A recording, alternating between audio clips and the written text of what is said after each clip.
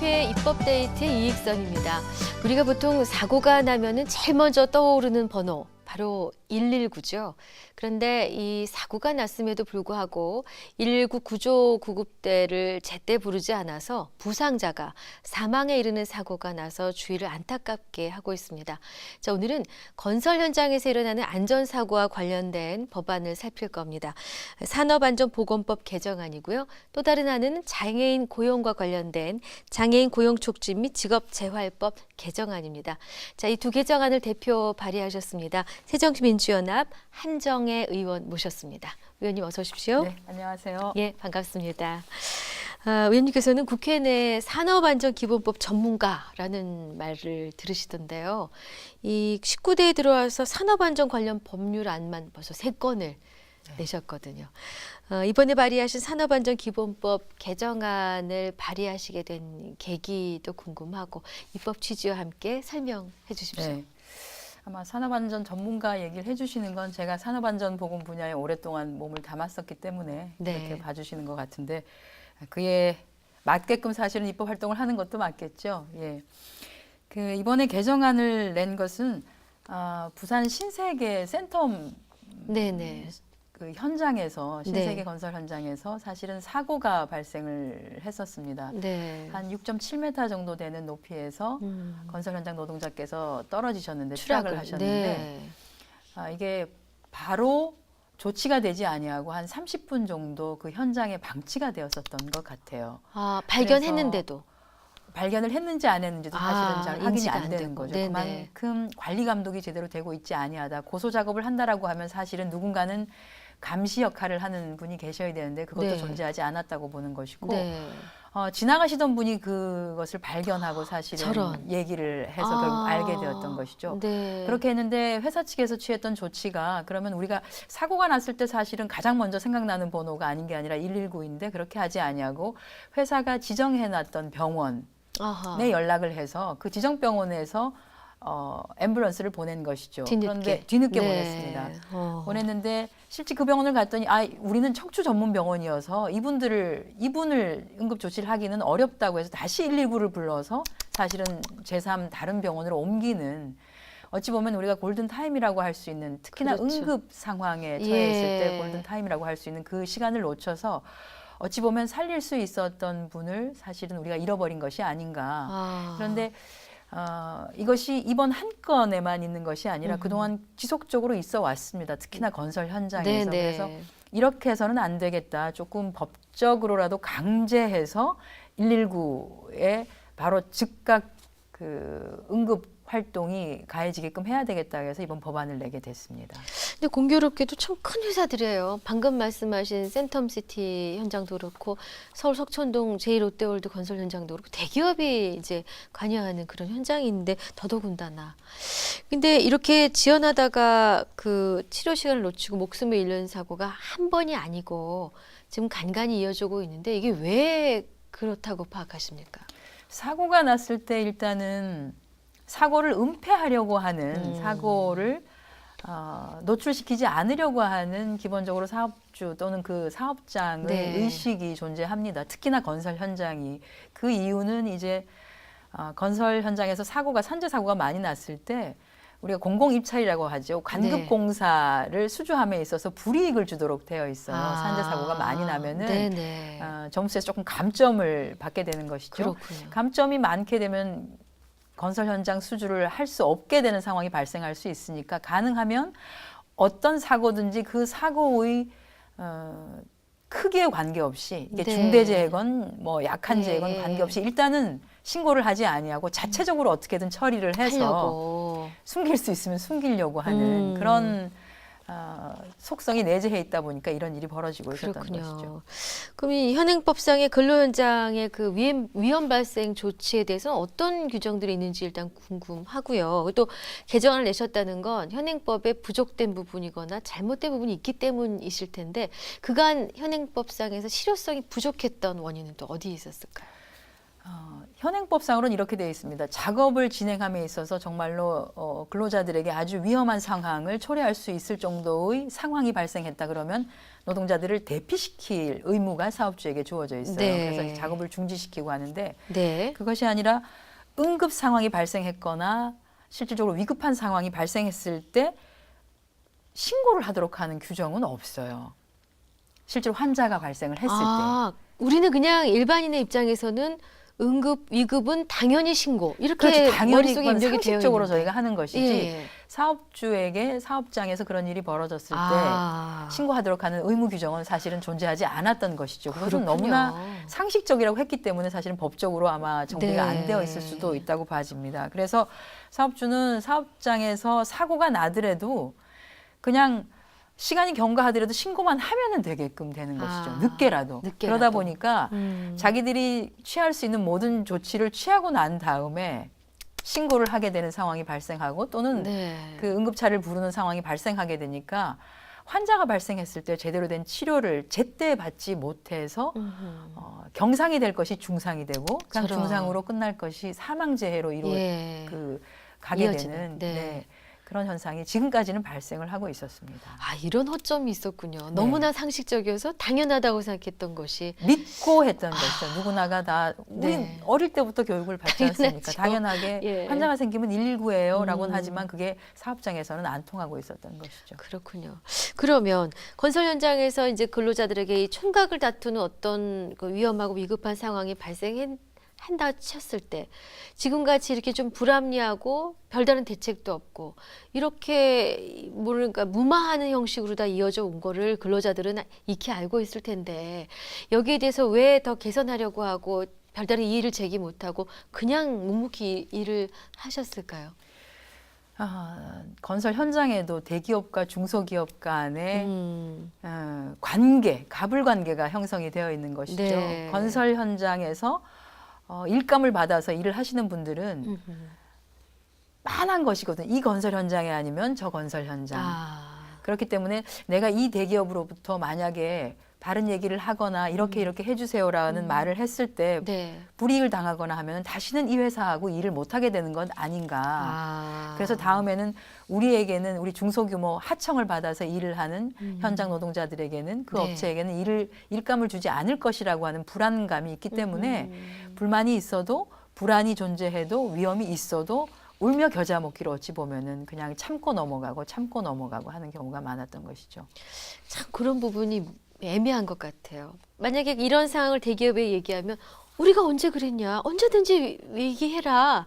왜 얘기를 안 하느냐라고 할 거 아니겠어요. 그렇긴 하지만 실제 얘기를 실제로는. 했을 때는 그래 네가 얘기를 한 거지 알았어 이렇게 하고 다음에는 입찰에서 아재 배제를 시키거나 하는 불이익이 그럴 있으니까 가능성이 그렇게 못했죠. 높다고 보는 거죠. 그렇군요. 자, 그럼 이번에 국회에 제출하신 산업안전보건법 개정안의 그 핵심 내용은 어떤 것입니까? 핵심 내용은 이제 사업장에서 정말로 구조나 또는 구조를 요하는 위급 상황이나 응급 상황이 발생했을 때 사업주는 지체 없이 119 구조 구급대에게 구조를 요청하도록 하는 의무 규정을 만들었고요. 이 규정을 위반했을 때는 과태료를 부과하도록 그렇게 법안 개정안을 냈습니다. 이것이 핵심 내용인 거죠. 핵심입니다. 근데 지체 없이라는 개념은 사고가 난 걸 보자마자 하는 것도 지체 없는 것이고 보지 못했다가 10여 분이 지난 다음에 하는 것도 지체 없는 거죠. 그 사람 입장에서 발견한 즉시가 되는 발견한 것이죠. 즉시. 네. 이것이 의무사항이 되는 거예요. 그렇죠. 만약에 위반하면 어느 정도로 과태료를 물어야 지금 됩니까? 과태료를 5천만 원 이하의 예. 과태료를 부과하는 것으로는 해놨습니다. 그렇군요. 네. 자, 그러면 이렇게 해놓고 나면은 이제 그 건설 업체들이 뭐 취지에는 공감하지만 조금 뭐랄까 좀 불편해한다 그럴까요? 거북해한다 그럴까요?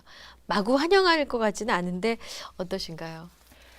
그렇게만 생각할 건 아닌 것 같아요. 이게 건설 현장에서 노동자들을 구하는 것이 굉장히 어려워지고 있기 때문에 사실은 건강한 노동력을 지속적으로 보유하는 것은 굉장히 국력 차원에서도 중요하거든요. 그렇기 네. 때문에 우리 현장에서 일을 하는 사람이 한 분도 다치지 아니하고 건강한 상태로 다른 현장에 가서 또 일을 하다가 또 다음에 우리 현장에 다시 와서 네. 일할 수 있는 그렇게 돌고 도는 것이 건설 현장이기 때문에 네. 다치지 않게끔 하는 것, 관리하는 것 중요하고 만약에 사고가 났을 때는 빨리 조치를 취해서 빠른 회복을 할 수 있게끔 하는 것 역시 사업주의 의무라고 봐집니다. 그렇기 때문에 처음에는 조금 다른 제도가 도입이 되니까 아니 우리가 거래하고 있는 그냥 지정병원 이용하면 좀 편하기도 할 텐데 네. 이제 편하기도 하다라고 하는 건 그냥 공상 처리를 하거나 산재로 처리하지 아니하고 흔히 말해서 사고가 아닌 것으로 처리를 할 수 있는 기회 같은 것도 가질 수 있는데 이렇게 되면 너무 드러나는 것 아니냐 이런 불안감이 있으실 텐데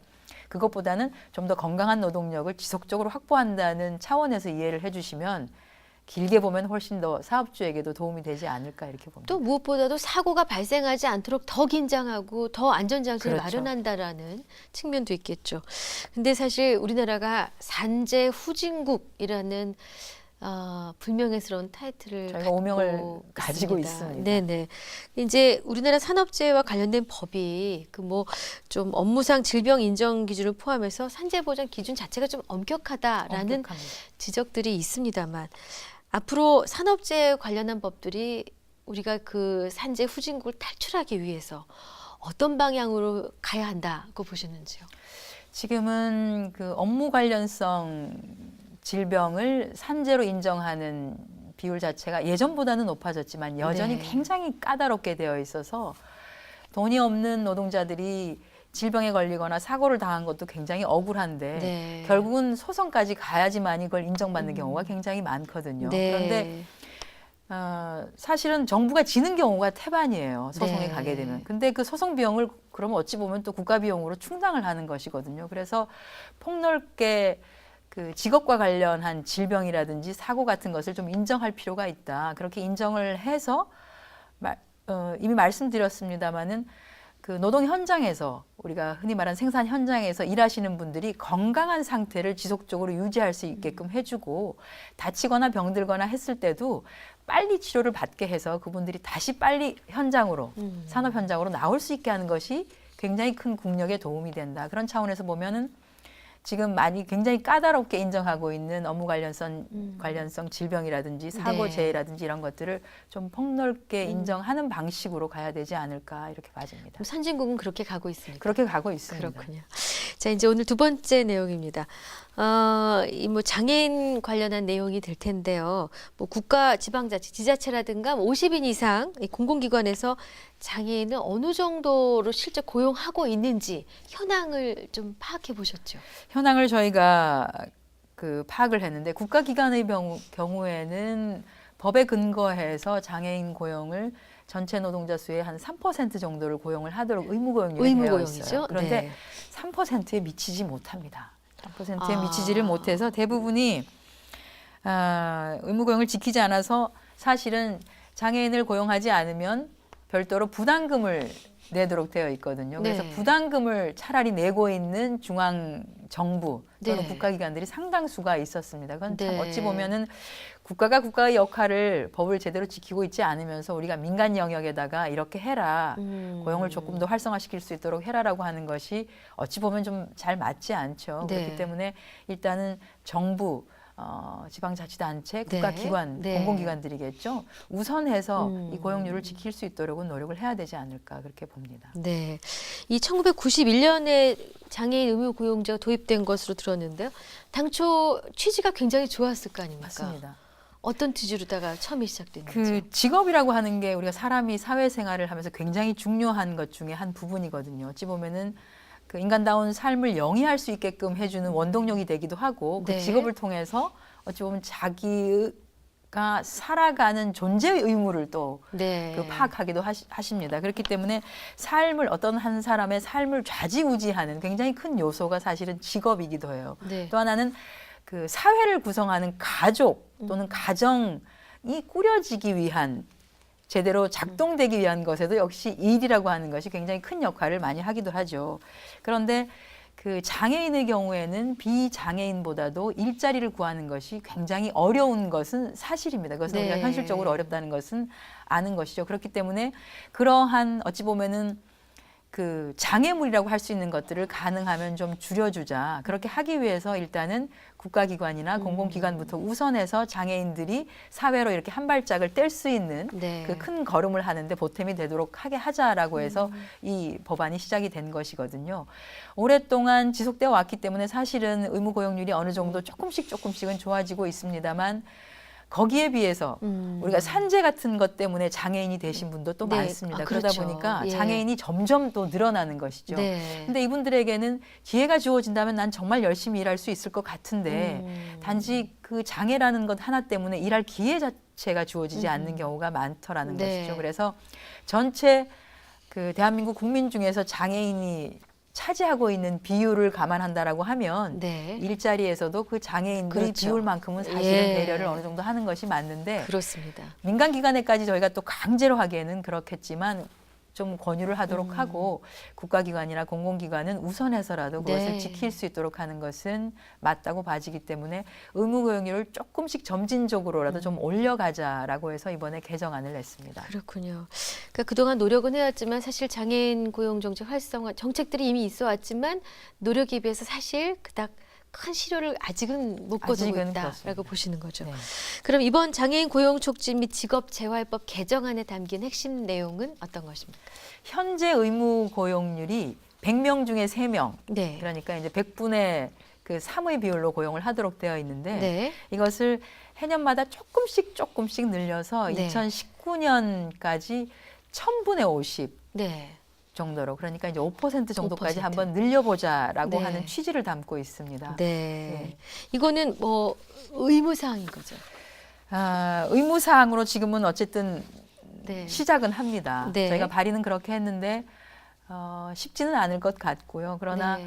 국가기관이나 공공기관이 의무적으로 실시를 하고 민간기관에는 좀 권장을 한다고 하면 네. 조금 더 나아지지 않을까 이런 생각은 듭니다. 그 장애인을 고용하지 않았을 때 내는 부담금을 대폭 올리는 거는 그것도 한 방편이죠. 그런데 네. 일부 기업에서는 그럼에도 불구하고 차라리 부담금을 내겠다. 우리는 그 장애인은 채용하지 않겠다라고 하는 그런 태도를 보여주시고 있는 그런 기업들도 좀 있으세요. 아직도. 그것은 네. 여전히 우리가 그 사회적으로 어떤 특정한 계층에 대한 장벽을 너무 높게 설정해놓고 있다라는 생각이 들거든요. 그래서 사회를 구성하고 있는 굉장히 다양한 계층들이 굉장히 다양한 분야에서 일할 수 있는 기회를 주는 것은 중요하다고 생각하고요. 공공기관에서 노력하는 것과 마찬가지로 민간 기업에서도 조금씩 문을 열어서 한번 같이 일을 해보시면 굉장히 또 다른 기쁨과 또는 또 다른 그 사회 구성원들과 함께하는 그런 즐거움도 맛보실 거라고 생각됩니다. 네. 이번 장애인 고용 촉진 및 직업 재활법 개정안이 이제 통과가 됐을 때 기대하는 여러 가지 청사진들이 있으시겠죠. 어떤 기대치를 갖고 계십니까?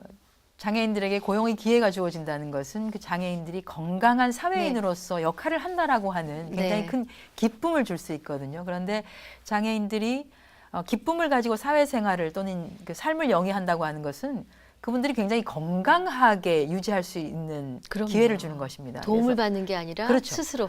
내가 네. 스스로 우리 사회에 어떤 기여를 하고 있다. 그럼요. 그리고 나도 세금을 낸다. 네. 이런 게 되는 것이죠.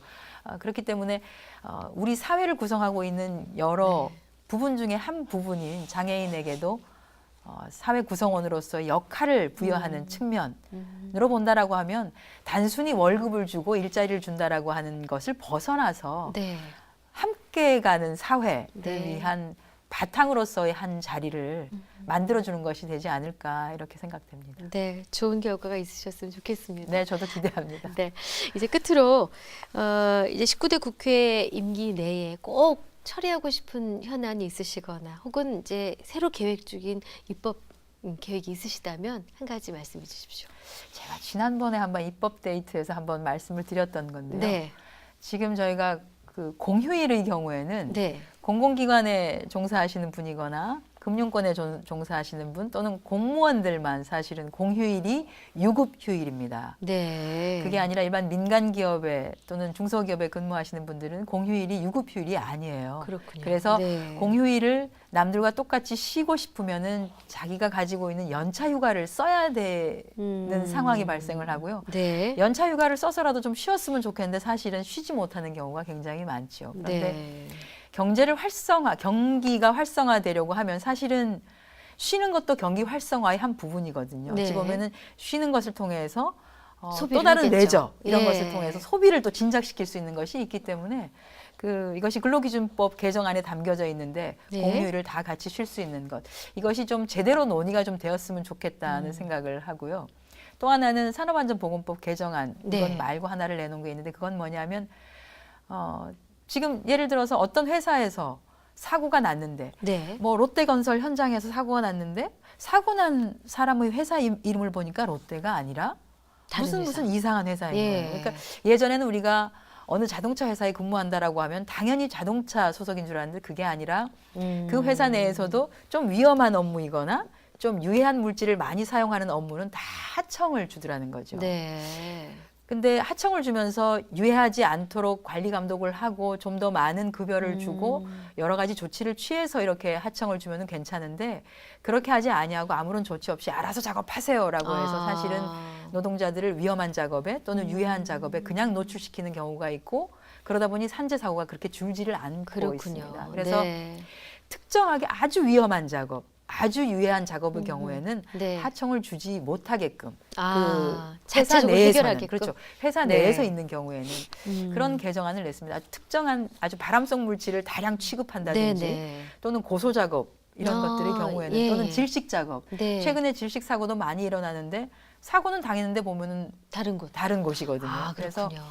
그런 아주 사고의 위험률이 높은 그런 것은 외주를 주지 말고 하청을 주지 말고 직접 관리를 할 수 있게끔 하는 개정안을 낸 것이 있습니다. 네. 이것이 좀 제대로 논의가 되면은 실질적으로 대한민국에서 산재 사고로 사망하거나 네. 다치는 율을 많이 좀 줄일 수 있지 않을까 이렇게 생각됩니다. 그렇겠습니다. 또 그 큰 기업은 자신의 이름이 있기 때문에 명예가 실추되는 일을 하지 않으려고 애를 쓰겠죠. 그러리라고 네. 봅니다. 좋은 일 많이 활발히 해주시길 바라겠습니다. 의원님 감사합니다. 네, 고맙습니다. 네, 국회 입법데이트 오늘은 새정치민주연합 한정혜 의원과 함께한 시간이었습니다. 시청해주신 여러분 고맙습니다.